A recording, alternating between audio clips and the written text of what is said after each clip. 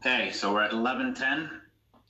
We have everybody back, or most people, so let's get pick back up again. And again, to just recap, we're at finish the challenges piece. There was a few comments in there, a couple of things to update. Nothing big substantial yet, but obviously the key is going to be here in the recommendations. So let's start running through the recommendations, and we'll do the same format. Scott will put it up, a few words, we'll leave it up, and we'll have the discussion from there.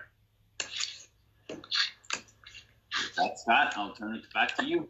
Thank you, Teddy. So this slide here is just an introductory slide. Added the note underneath that was presented earlier about the challenges being connected to the recommendations via the number sequence, so that is a reminder for folks going through to try to pay attention to those connections. Slide 14 is next. It's funding goals. You'll notice that in many cases, the recommendations are aligned with multiple numbers of the challenges. So that's why you see them in brackets that way and have them tied together.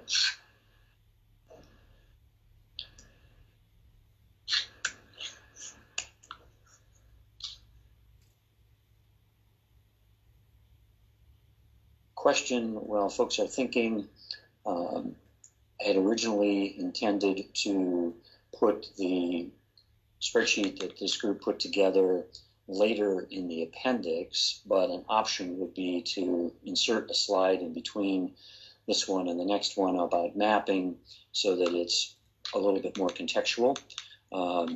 Wouldn't be a problem either way. So that spreadsheet then would provide a little bit of background on some of the funding questions that have come up relative to where the money from the feds is coming in and how it's allocated.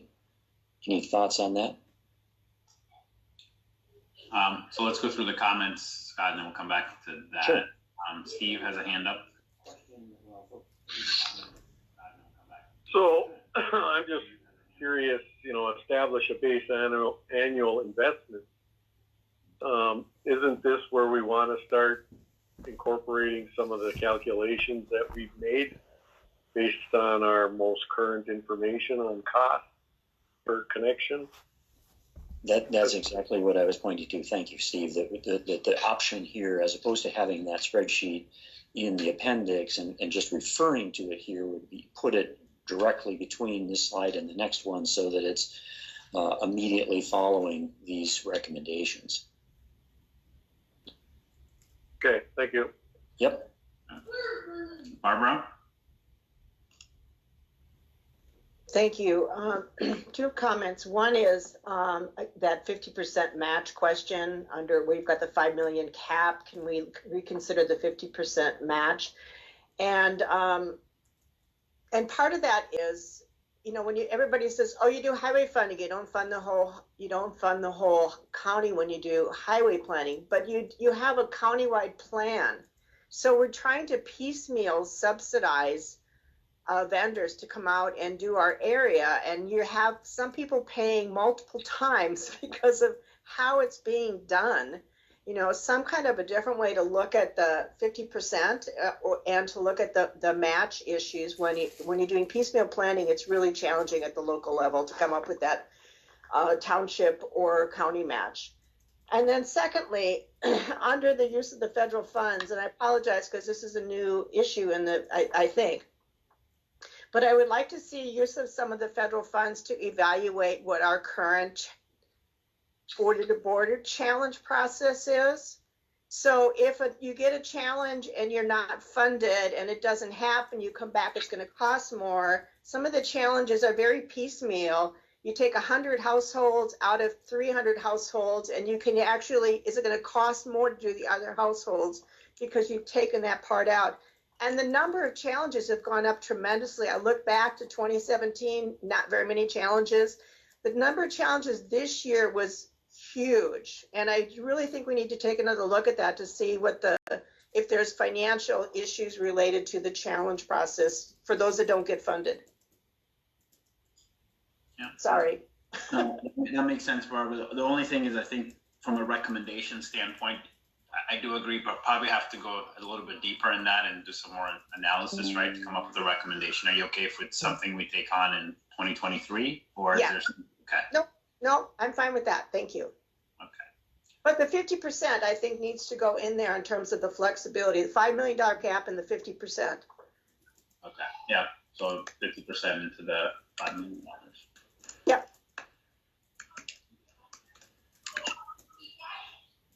Okay.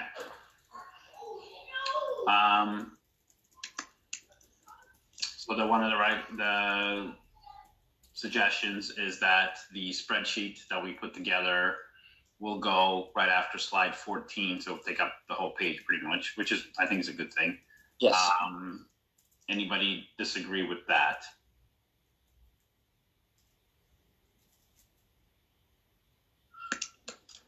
Okay. Not hearing any, so Scott, that may be one of the things you make there. Brian? Thanks, Teddy. Just a question. I'm in total agreement to remove the $5 million cap. Was there discussion about increasing the cap to $10 million? Or I'm just curious with Diane and Bree. So then if an application comes in for $30 million and we're limited on, $60 million, are we going to put the Office of Broadband Development into editing those?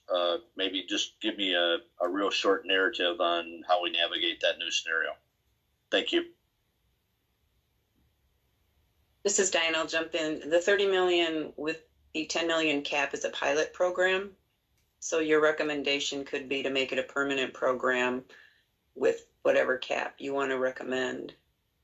This won't hit until we have the low density pilot program is in the round that's being announced today.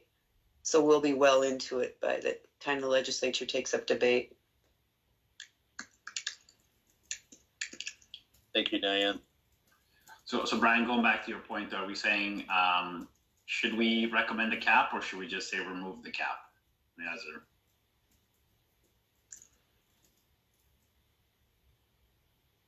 Because I think right now it's kind of open, right? So it just says allow for larger state investments. Steve Georgie? Well, I have a question. If the task force should actually be putting together specific language to modify the existing statute.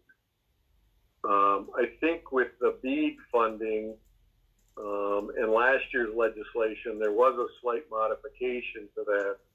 But we don't have the same advocates that we had in the legislature last year. I don't know who the leader's going to be. And it may be in our best interest to put something specific in this recommendation for the legislators to consider adapting. And I think we've talked about this, eliminating that 50-50, allowing the Office of Broadband some latitude there. And then the $5 million is just archaic. It's outdated. Doesn't make sense. It's limiting what's happening. And fortunately this year, what I saw in some of the grant applications were the ISPs were doing multiple areas, trying to get larger grant awards, still staying within the limit, but looking at project areas that weren't even contiguous in one application. And fortunately they were awarded them. So, but I'm just concerned that if we leave it very vague, we might not have a legislator that's going to grasp this, run with it, and maybe we should be putting together the actual language that we think is needed. Okay. We'll come back to that just in a second. Steve Fensky, maybe you had some thoughts there. I'm going to throw in an arbitrary number of 8 million because nobody said a number. But I think a cap seems appropriate, and I think the legislature would keep a cap lest it all go to 2 projects. So, providers maybe have a context. What's the right number? We're already talking about increasing the 50 share, so it's kind of a double cost hit to that fund if we're going to increase the share per project and increase the cap. So we're going to see potentially fewer projects. So I'll throw that out there. Otherwise, if we don't have something specific at this point, I would say we keep it very vague and then we work on it next year. Mm-hmm. Bree, I thought you saw your hand up for a second. Did you have a comment? I did, but then Steve sort of alluded to it. As just a reminder, wanted to just point out the 75%, which is allowable in NTIAs, and the what will be coming in the infrastructure, we will be tied to the 50%, which is in legislature right now. So just noting that there is that sort of opportunity because of, but yet we will still be in the 50% unless something would change within the state. Phil? Oh, I was just going to add a comment about the legislature. I mean, knowing there's so many new members, we probably have an opportunity to find a few new champions. I don't remember the figure, but I know it's 20-30% of the legislature is all new. So we probably have an opportunity to find some new advocates for us. Just a comment. Yes. Well, thanks, Phil. Okay, so yes, I think there's alignment that we could put, we could kind of craft the language that we see fit, but that will take time, and that will, we would probably go around in circles a few times. So one option is kind of keep it the way it is right now. And in that example given, we could say remove $5 million cap, remove the 50-50 as an example, but keep it where we say it needs to get amended to expand, essentially to say OBD needs to have more flexibility, which they have a little bit today, but we're saying more. So that's one option. I think that's the short. Or the other one is we have to really spend a lot of time this week kind of going through and figuring out what language you want to put in place and going through the statute as it stands today. So my thoughts would be for option one. I don't know if we have the time to go through in detail what we suggest the language, but certainly something we can do is come back next year and craft that language. Brian? I would agree with your suggestion, Teddy. I think that's more manageable for Bree and Diane in the office to be able to work through it. Okay. Let's see, lots of agreements. Anybody disagree with that approach? Nope. Okay. Steve, Georgie? I just get tired of kicking the can down the road. So I've been on this task force. I think the $5 million has been restrictive. The state has not adequately funded the program. We're finally getting an opportunity with the federal funds and a bit of a state commitment to do something. So, I think task force just needs to hammer these people and get them to realize. I'm not disagreeing, Steve. It's just that we have 11 days to do it. So, but what we could do it is, first of all, the task force is, it kind of disbands in April. So we could actually put something together before that and submit it, right, as a letter or something like that, where we craft the language and following up this, we could say following up the 2022 report, here's the amended language that we suggest that legislators take into consideration, and we can put exactly what that language looks like. So not saying we shouldn't do it at all. I'm just saying we should give ourselves time to properly craft it the way we would want to do it. And make it a goal for January. Yeah. Good. Steve Fensky? Traditionally, the task force sends a letter supporting the governor's budget request for broadband, and part of that can be an update of this if we're not ready for that in 11 days. Right now, the number is just arbitrary. I mean, we're just, that's the difficulty. Defending a number, we don't really have anything to defend. So, and I don't think it locks us up to just say, increase it. We can still talk about that, and it's going to go through a hearing process anyway. So I don't think we lose anything by saying increase it without a number. Yeah. And we'll have a chance to express that in the letter. and we will definitely do a letter knowing kind of the timing. So, Barbara?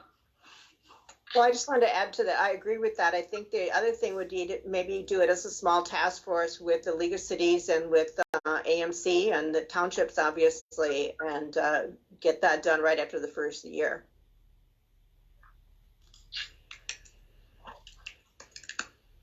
Okay. George, are you okay with that? That approach? Yeah, appreciate it. Thank you. Okay. Any other comments for other recommendations on this, on the funding piece?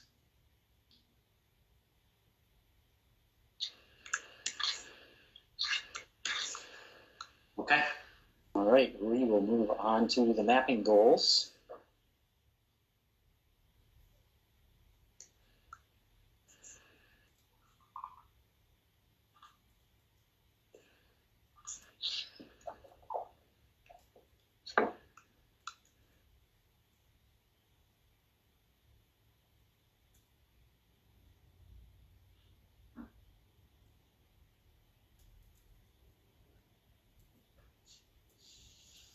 Not seeing any hands up, Scott. Okay.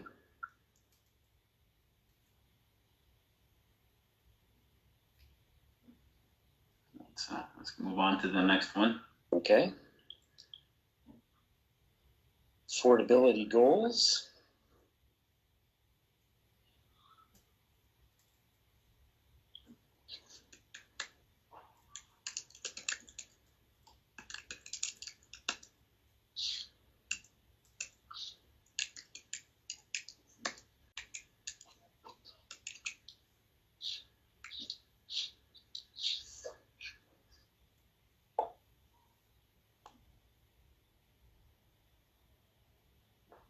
Again, encourage any of the subgroup members who want to reflect on any of these, please speak up.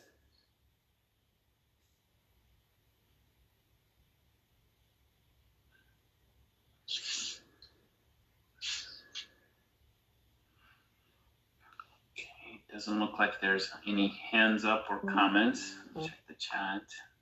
Okay. No, nothing there.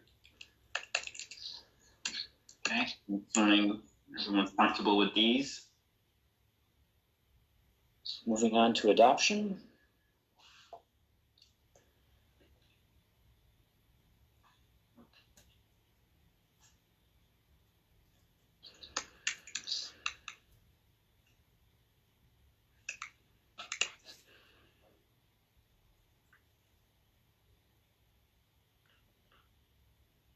Steve Georgie.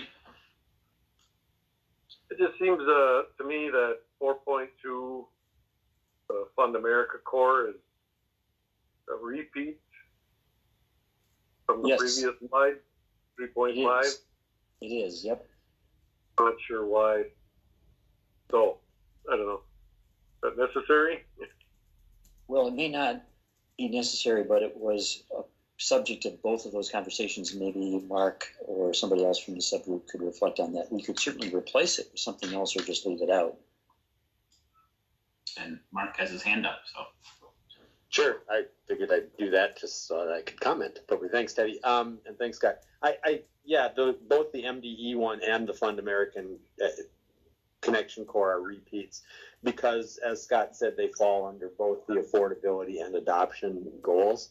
If the group wants, I suppose they could, we could just put the numbers together from sections 3 and 4, but that maybe doesn't reflect the fact that they're involved in both discussions. I guess you're right, they're repetitive, but I don't know how else to address that other than to combine those numbers, and we kind of Scott had been keeping them separate, I think. So right.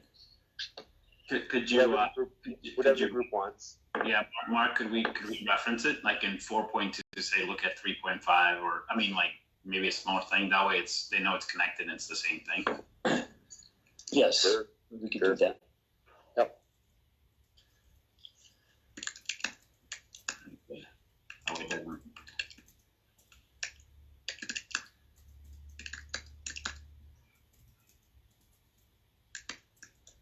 Yvonne has a comment on the adoption goals.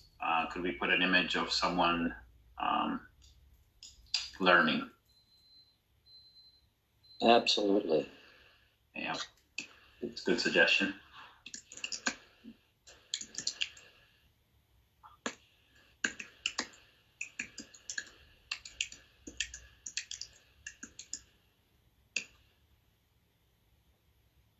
We had so many great photos from our groups who made those contributions. I was trying to make use of as many as we can. We'll have to find a couple of stock photos, but that's very easy to do, so no problem. Any other suggestions on that slide?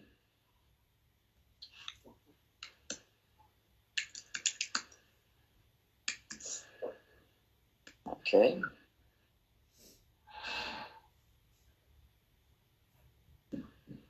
For whoever was looking for that photo of somebody learning, here we go.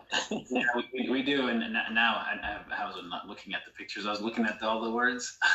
But on this one, Scott, learning is great, but could we have the one with there's a computer or a laptop or a tablet in front, right?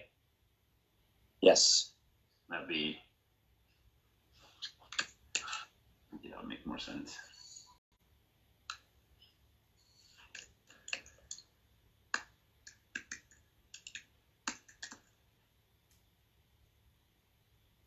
Okay, other comments on the recommendations themselves?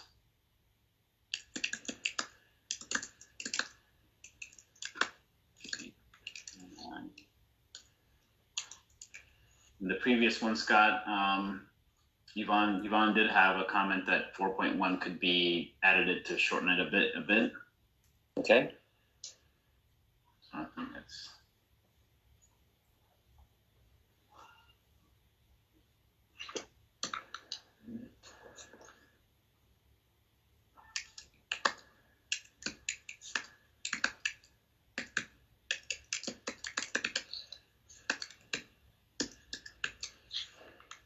Thank you. Okay. All right, the balance of the slides that are referenced do need some updating, but that is all of the recommendation slides. So any review or circling back on any of the challenge slides or recommendation slides?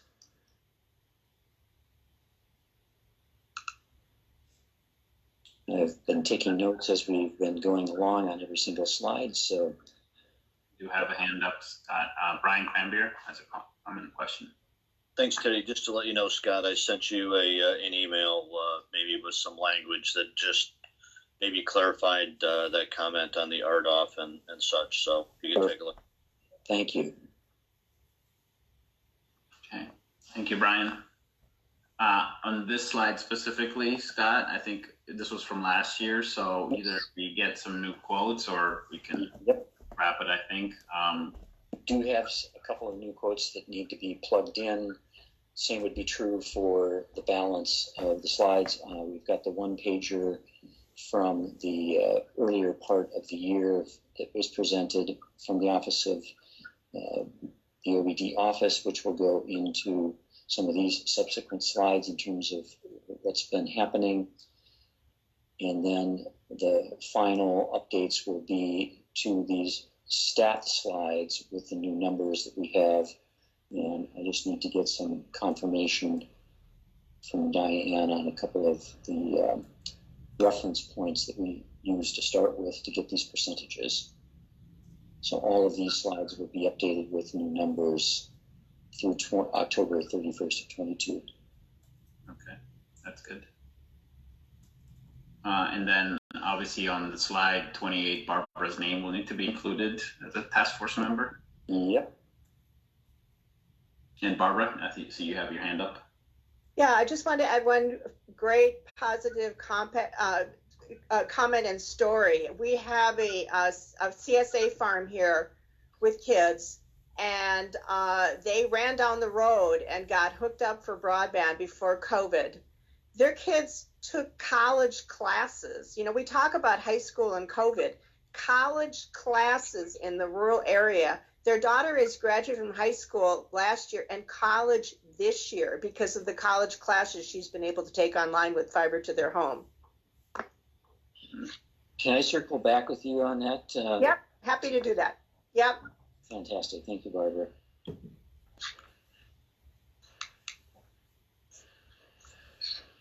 Any overall questions, comments, suggestions? Happy to hear them.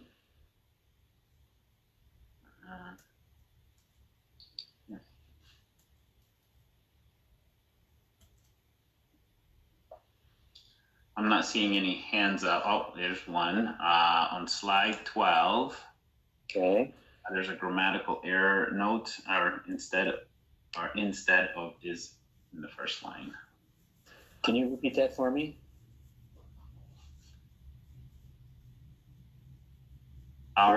It's are instead of is. Okay. Line. Yeah.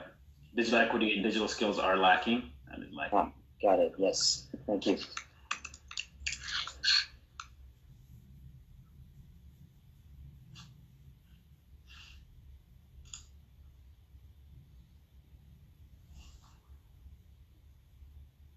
Okay. I don't see any other hands up, Scott. Great. So here's the thing. I think we do need to, there's still some more updates left on the document. Again, I'm happy to take recommendations, but my suggestion would be to give Scott some time to put some of the modifications, the tables in, right? There's not a whole lot, but there's some updates that need to get done. Yep. And Scott, maybe you can then, as soon as you're finished, you can just sort the same link, just say you've updated it, for folks to take a look at that. If you have questions or comments, please send them just directly to me. I will circulate with Scott and others if we need to make changes. And then I would suggest that on Thursday, maybe we have a quick 30-minute call. We don't have to go long, just to vote on it and make sure that we're all good with it. We could have voted today, but then it's just saying, okay, assuming this will go, but I think there's enough changes to where like we probably need to take a look at it one more time. How does everybody feel about that? Sounds good to me. Works for me. Okay, and Diane, I didn't break any rules or anything, right by doing that? No, we do need to push out a meeting notice with an agenda to at least 24 hours in advance. Yeah, I figured the 24 hours was there, so. We can vote to continue the meeting, so this meeting doesn't actually end, and then we pick it right back up on Thursday. Oh. You can do the notices, but you avoid any concern if the notice is messed up. Okay. So I move to continue the meeting. Do you have a time, Teddy? I am suggesting same time, 10 a.m. Okay, I move to continue the meeting till 10 on Thursday. Second. All those in favor, say aye. Aye. Aye. Aye. Any opposed? Aye. Taking the aye as a yes, not as a no. All right. Okay, so we will continue that 10 a.m., 30 minutes. In the meantime, hopefully, Scott, later today or tomorrow at the latest, right? We can circulate the latest version. Yep. And we should be good to go. And again, we don't break any open meeting laws, anything like that. Just send comments to me, and then we will note where the changes may need to happen for Thursday, and then have a discussion about that then. Sounds good. Okay, so that concludes sort of the review of the report. Thank you so much for the engagement, everybody. Great participation, great addition, good discussions. I'm glad we were able to make some headway there, and there's some really good things in there. Now we'll open it up to any other new business or other things that task force members want to bring up. Not hearing any. Is there anybody else that's not on the task force that would like to make a comment or bring up an issue to the task force?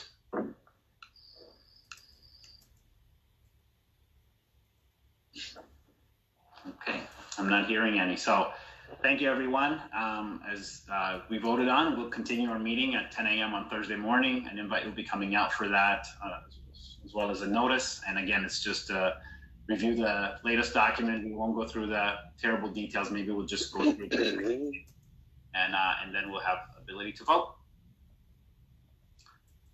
Thanks, everyone. Thank you, everybody. Good day. Take care. Thank you. Bye. Thanks, Scott.